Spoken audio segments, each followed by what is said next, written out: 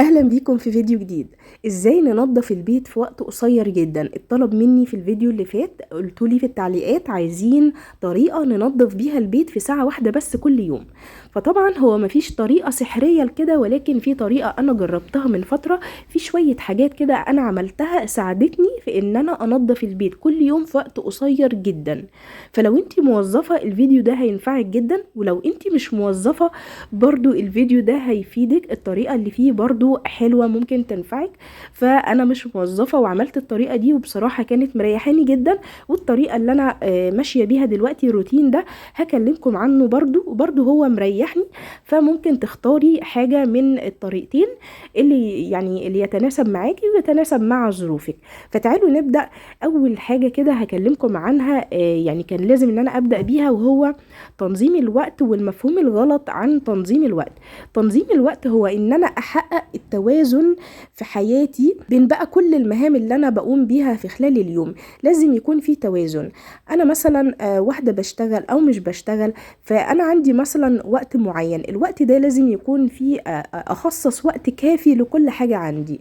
يعني وقت كافي لإدارة بيتي او لتنظيف بيتي، وقت كافي ان انا اقعد فيه مع اولادي وجوزي، وقت كافي لراحتي، وقت كافي لاهتمامي بنفسي. فكل حاجة ليها الوقت بتاعها. فما ينفعش ان انا اقول ساعة واحدة بس لشغل البيت، يعني ساعة واحدة بس قليلة جدا، خاصة لو مدخلة المطبخ معاها. تاني نقطة هنتكلم فيها وهي التنظيف الأسبوعي. التنظيف الأسبوعي بتاعنا هيبقى مختلف شوية عن التنظيف العادي.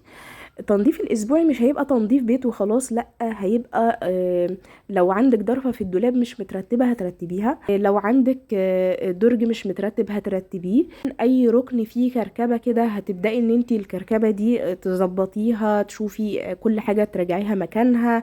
يعني انت هتنظفي وتحاولي ان انتي كل اسبوع كده تعملي حاجات من الحاجات اللي هي ايه، اللي هي انتي اصلا مش هتبقي فاضية تعمليها في خلال اليوم. عايزه اقولك ان التنظيف الاسبوعي لو اهتمتي بيه كويس جدا، واليوم ده عملتي فعلا يوم في الاسبوع ظبطتي البيت كويس قوي، انت مش هتحتاجي في خلال الاسبوع ان انت تنظفي البيت غير يا دوب حاجات بسيطه كل يوم من على الوش، اللي هو هتمشي بس بالمكنسه على السجاد يا دوب من على الوش كده، وترجعي كل حاجه مكانها، تروقي السراير، خلاص انت كده خلصتي البيت. فهتلاقي نفسك مع دور غسيل بتنشريه كده البيت زي الفل. طبعا ده غير المطبخ. المطبخ ده قصة تانية. انتي المطبخ بقى عايزة ان انتي تقفي فيه اقل من ساعة في خلال اليوم، يبقى عليكي بقى ان انتي لازم برضو يوم تعمليه كده للمطبخ، اللي هو تفريزات وتشتري الخضار والكلام ده، وتظبطي حالك لو انتي مثلا موظفة، او لو مش موظفة وانتي حابة ان انتي تعملي يوم في الاسبوع وباقي الاسبوع تبقي ايه مستريحة شوية من المطبخ. النظام ده اللي انا كنت ماشية عليه وبصراحة ريحني. ولو انتي مثلا في مقدرتك ان انتي تجيبي واحدة معاكي كل اسبوع كده، هي مثلا تكون بتنظف في البيت وانتي بترتبي وبتروقي وبترتبي اي كركبة، بترتبي بتنظفي حاجات من الحاجات اللي هي برضو مش هتقدري تعمليها خلال اليوم، زي مثلا عندك الشفاط ينزل يتغسل، عندك تنظفي ورا البوتاجاز كويس، حوالين البوتاجاز تنظفي الحاجات اللي هي ايه فيها عمق شوية. من الحاجات بقى اللي انتي لو عملتيها كل اسبوع هتريحك جدا باقي الاسبوع، وهي غسل كيس المكنسة، غسل الفوط اللي نظفتي بيها، وغسل فوط المطبخ. ملايات السرير كمان لما بتتثبت كويس ده بيساعدك ان الملاية تفضل مظبوطة على السرير، فما تتبهدلش وتلاقي شكلها مش حلو وتضطري ان انتي تغيريها كل يومين وكده. لا، لما بتبقى متثبتة بتبقى حلوة، وتبقى مفرودة كده على السرير وشكلها كويس. طيب ايه كمان؟ اتخلصوا يا جماعة من اي حاجة زيادة عندكم. بجد الموضوع ده بيفرق جدا في انه بيريحك من تنظيف البيت، وبيريحك من الكركبة، وبتلاقي بيتك شكله هادي كده وشكله لطيف ومش بياخد منك اي وقت خالص. تعالوا نشوف الخلطة اللي احنا بنعملها للحمام. هي خلطة سهلة قوي. حطيت ملح ليمون وكربونات وعلى شوية صابون مواعين، احطهم في الكيس البلاستيك ده علشان هنضف بيهم الحمام كله والفواصل. والخلطة دي عملتها كذا مرة، فممكن ايه انا بفضل اعملها اول باول كده، يعني بعملها كذا مرة في الحمام، مش بعملها كلها مرة واحدة وانضف بيها مرة واحدة، لا. بعمل ايه؟ معلقة بس ملح ليمون ومعلقة كربونات وشوية صابون، وكمان شوية يعني لما بخلصها وانضف بيها ارجع اعملها تاني. انتوا فاهمين قصدي؟ وكمان لما تيجي تنضفي ما تنضفيش كده على طول اول ما تحطيها، لا انا حطيتها على الفواصل سبتها بقى ايه، سيبيها حوالي 10 دقايق ربع ساعه ورجعي نضفي، هتبيض معاكي الفواصل قوي وهتنضفها حلوه قوي. دي كمان حلوه جدا الخلطه دي للحمام والسيراميك مط زي كده. سيراميك المط طبعا بيمسك فيه البقع جامد، فاعملوا الخلطه دي حلوه قوي لتنظيف السيراميك المط وتنظيف فواصل السيراميك. تعالوا ندخل تاني او نرجع تاني للفيديو بتاعنا.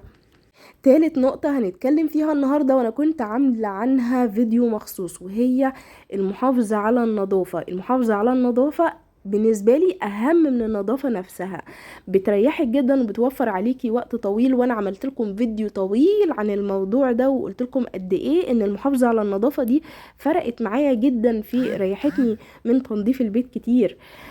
طيب المحافظة على النظافة في جزء كده عايزة أكلمكم عنه النهاردة، وهو مع الولاد بقى. حاجات كده وقواعد علموها لولادكم علشان تستريحوا شوية من تنظيف البيت أو من شغل البيت. علموا ولادكم إنه لما ياكلوا في طبق لازم يشيلوه، تمام؟ وعلموهم وانصحوهم وساعدوهم ان هم يعملوا ده، واصبروا عليهم، هتلاقيهم مع الوقت يتعلموا، تمام؟ كلوا في طبق يشيلوه، وانتوا بتاكلوا على السفرة كل واحد وهو قايم كده يغسل ايديه، يشيل معاه طبقين وهو قايم. الغيار اللي بيقلعوه لو مش نظيف يحطوه في الباسكت الغسيل. كلها عادات صغيرة خالص، بس لو تعودوا عليها بجد انتي هتستريحي. وممنوع يا جماعة، ممنوع يكون عندك بنات وولاد في البيت، فلما الولد ياكل تندي على البنت بعد ما يخلص وتقولي لها شيلي الاكل او شيلي الاطباق او كده. لا، هو كلي هو اللي يشيل مكانه، لانه بكده بيطلع بقى شخصية يعني مش منظم، مهمل، مش متعود على اي مسؤولية. لا، هو الولد يبقى هو ما يعملش حاجة، لا، فده نظام غلط وانا مش بحبه الصراحة.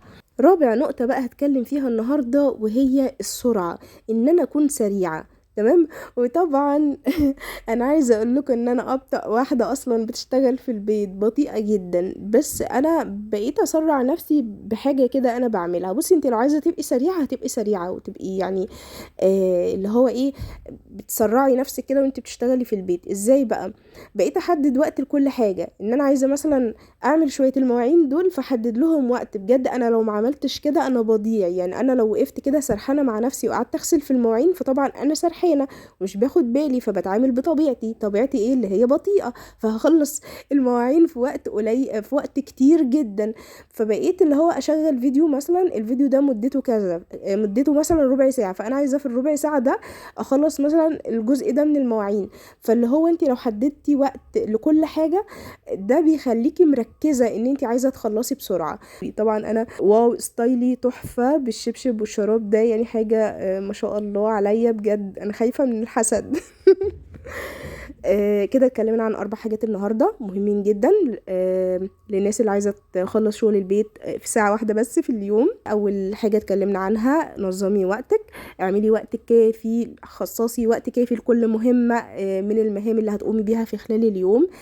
تاني حاجه، التنظيف الاسبوعي، اهتمي بالكذا حاجه اللي احنا قلنا عليهم، واهتمي بالتنظيف الاسبوعي كويس جدا. هتلاقي نفسك ان انتي في خلال الاسبوع مش مطلوب منك حاجات كتير تتعمل في خلال اليوم.